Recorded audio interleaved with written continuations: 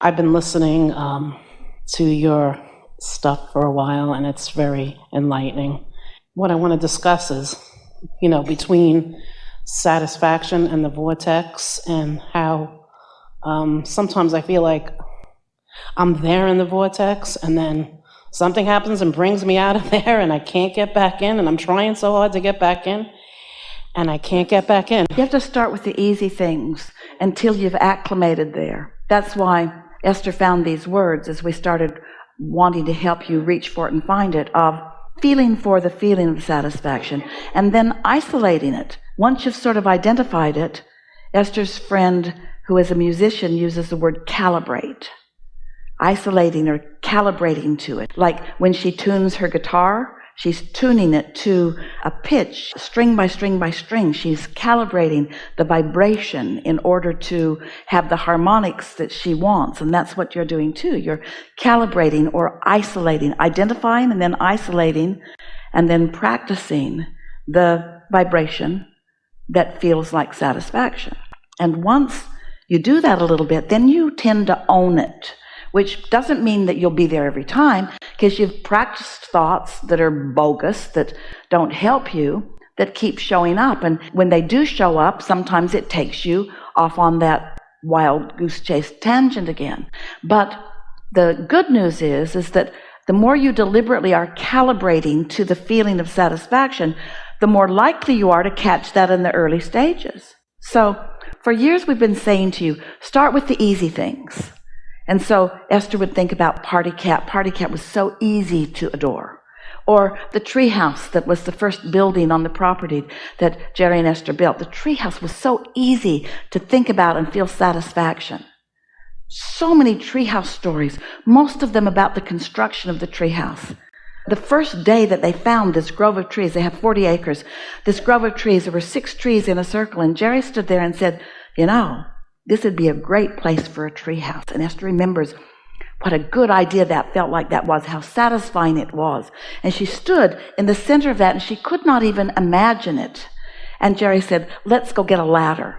So they took their Suburban, went over to the house that they lived that was off property, loaded a very long ladder on the roof of it.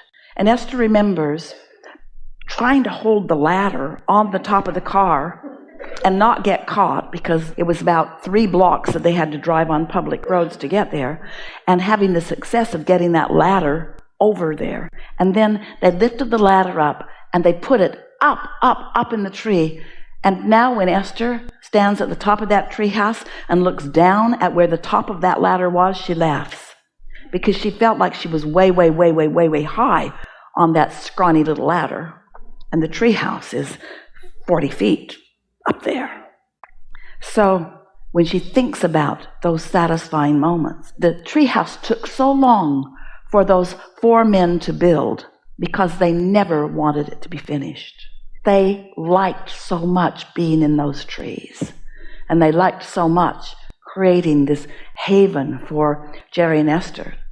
One day, after the treehouse was finished, a girl who lived in New Jersey, who was transcribing recordings for Jerry and Esther at the time, called. It was Thanksgiving Day. She said, "What are you doing today?" in her email. And Esther emailed back, "It's Thanksgiving. It's just Jerry and me. We're going to eat our dinner. I've made a full Thanksgiving dinner, and then we're going to go to the treehouse and take a nap."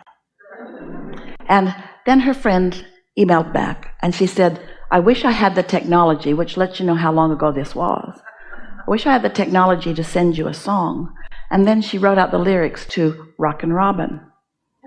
Up in the treehouse all night long, singing the song, Rockin' Robin. So before Esther even saw the lyrics, she heard the song in her head. And she emailed back, "Got it, heard it, know what you mean." So Jerry and Esther had lunch, went to the treehouse, took a nap.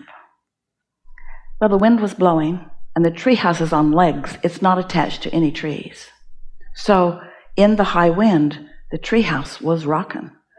And when they awakened to the sound of the wind, the trees were full of robins. San Antonio is a corridor where the birds go south. And Jerry and Esther had not consciously ever seen one robin in the vicinity. And there were hundreds and hundreds and hundreds and hundreds of robins in that rockin' tree house on that Thanksgiving Day. Well, that's a satisfying thing for Esther to think about. She said to Jerry, I'm glad you're here. No one will ever believe this story. No one would ever believe this story. And Jerry said, well, do you really care? You've had the experience? Yeah, because, well, sometimes I feel like I can manifest these things and I'm doing so well, and then boom, something happens and I'm all... You hear what you're doing? You're doing the opposite of what we're doing. We're telling satisfying stories. Yes. And you're telling it's hard to be satisfied stories. You got to tell the satisfying stories. We got 1 million of them. You got time? Yep. And so do you. You have so many more satisfying stories to tell than you are telling. And you're not leaning toward them for no good reason. You could, because every morning when you wake up, you're more satisfied than not. If something happened 20 years ago, and you talked about it 19, 18, 17 years ago, 16, 15, 14, 13, 12, 9, blah, blah, blah, talked about it today, then you keep updating the vibration of it. Now, if it happened 20 years ago and you never talked about it again, it would have completely petered out. It would not be part of your vibration at all. It would not be part of your vibrational mix at all if you hadn't kept it active with your attention. Do you have computers? Do you have software updates? Have you noticed that if you don't keep updating, pretty soon your computer won't work? It just becomes completely obsolete in this world today. And that's the way your beliefs that aren't serving you, if you didn't keep updating them, after a little while, they just wouldn't work in you. They just wouldn't be active. They would not be affecting anything if you would just not update them. So you may think, it's not true, but you may think, well, I'm not really updating them, but you have to be. You might think that your thoughts are thinking you, but that's not true either. It just feels like that because the law of attraction is so active. You have more creative control than you are exercising. And when you start exercising it on the easy things first, you're going to start noticing a difference in the way your mind flows, in the things that come into your experience. You'll notice. Do you believe that you are the creator of your own reality? Yes. Do you feel good at it? Yes. Really? Well, until one of my kids drives me crazy with something. That's the truth. Someone will come along and disturb that, and it's like, wait a minute, what happened?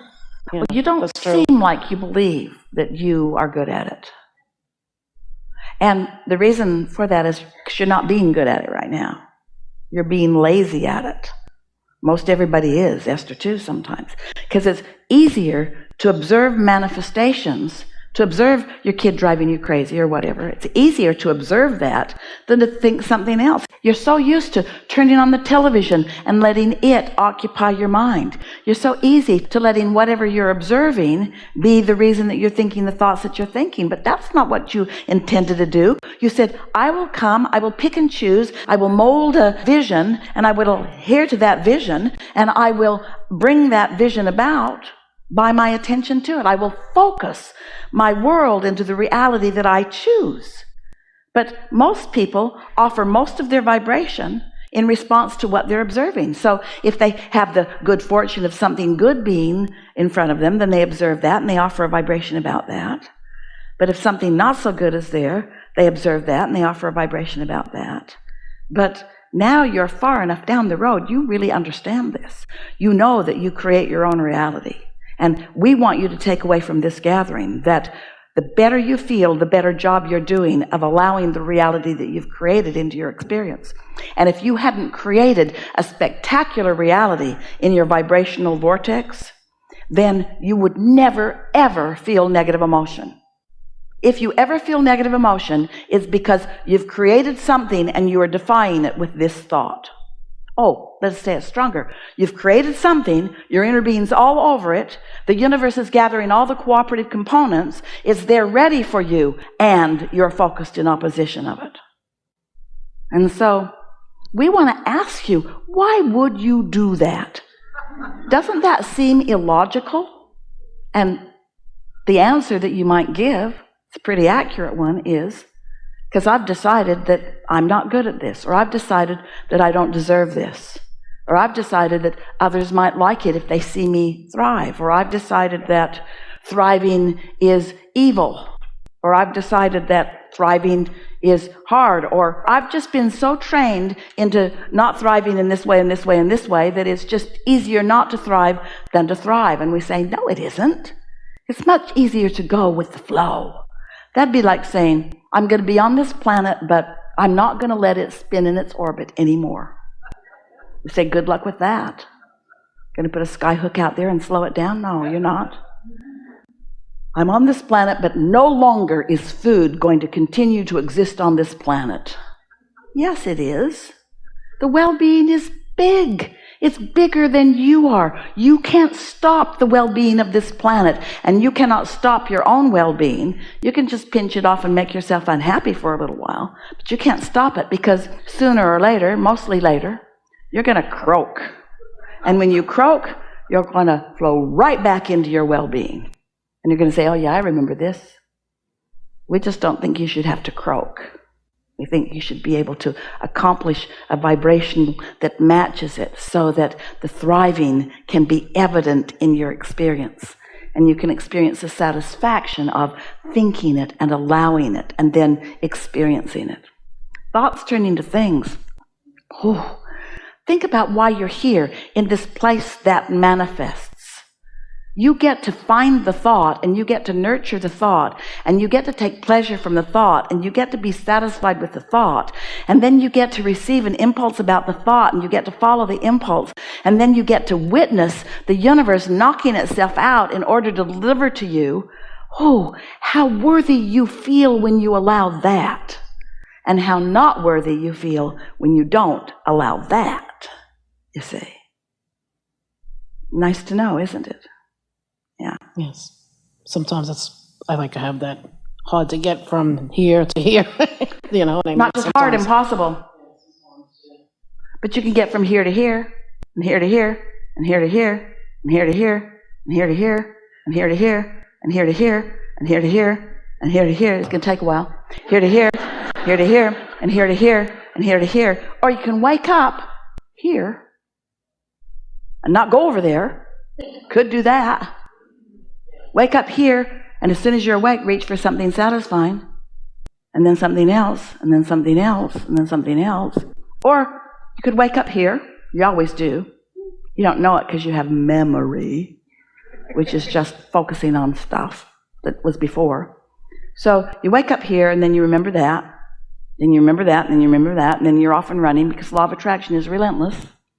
It'll just give you more of whatever you're thinking about. But then you could meditate. When you meditate, you could focus on the sound of the air conditioner, or you could count your breathing.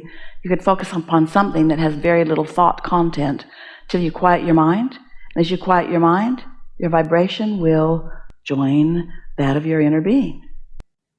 So you don't have to wake up and stay there. You could wake up and be in a satisfying place for a second, and then remember how you hate your life, or how you don't want to go to work, or how someone has betrayed you, or whatever game you're currently playing to mess with yourself. And then you could accidentally run into somebody that's tuned in, tapped in, turned on, and they could smile at you and make you remember that some people are happy, but it's not likely that would move you. Or you could come to an Abraham gathering where we never stop talking about how worthy you are, and that could make you feel a little better.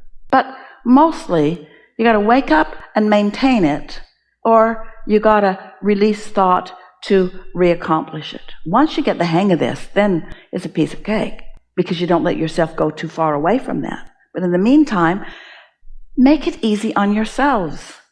And the easiest thing you can do to make it easy on yourself is not asking one other person to be one other way than the way they are, because they're going to let you down every single time, because it's not their job to perform for your satisfaction. We know that feels wrong. Seems like they should all. My children should be born to make me happier. But they're not.